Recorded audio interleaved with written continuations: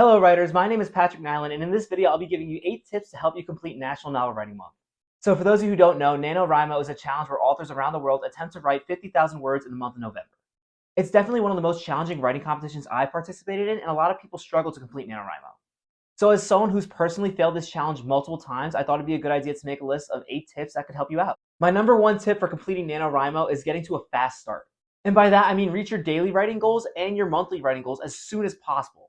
In order to write 50,000 words in a month, you're going to have to write 1,667 words per day. My advice to do that is to try to write as much as you can in the morning. That way, if you hit your writing goal for the day early, you can continue to write later in the day and build up some words in the bank. Because let's face it, more times than not, at some point life is going to get in the way, and that's going to prevent you from reaching your goal if you're not prepared. Being ahead of your writing goals also takes away a lot of the stress that comes with the 50,000 word goal. You can do whatever works best for you, but for me, I'm going to try to write as many of the words as possible in the first week. That way, it's easy to stay on pace when I go home for Thanksgiving and my entire schedule gets messed up.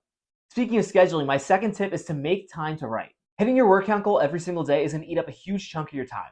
Know how much time it takes you to write 1,667 words and find the time to write those words. Personally, I like to find myself a little more time to write by waking up a little earlier in the morning or writing during my breaks at school. In general though, if you're serious about completing National Novel Writing Month, you're going to have to make some sacrifices when it comes to your schedules. For me, that means less going out to bars with my friends on the weekends. My third tip is to try to think of your story when you're away from writing. When you're bored at work or in school, think about the scenes you want to write today. This is a great way to build up a little motivation for your writing sessions later, and I've also found that it helps me write better scenes when I do write. My fourth tip is to commit to limiting distractions. When you do find time to write, you want that time to be as productive as possible. So I'd recommend you try to find your optimal writing conditions. For me, that means sitting at my desk and not my bed and turning the TV off.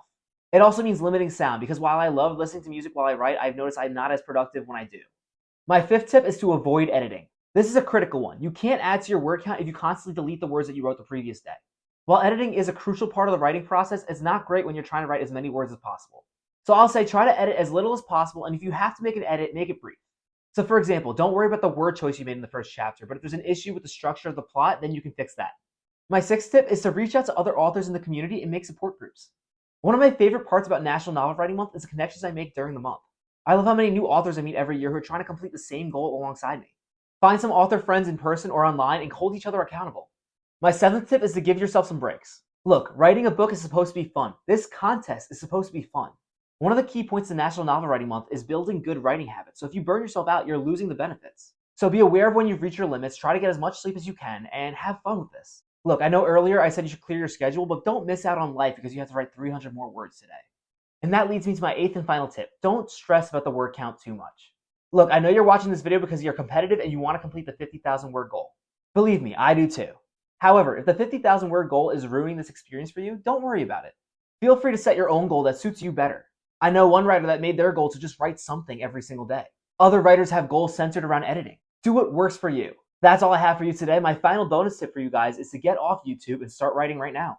If you're still here, thank you so much for watching. Let me know in the comments if you've ever completed NaNoWriMo before, and if you have, leave some tips below that helped you out.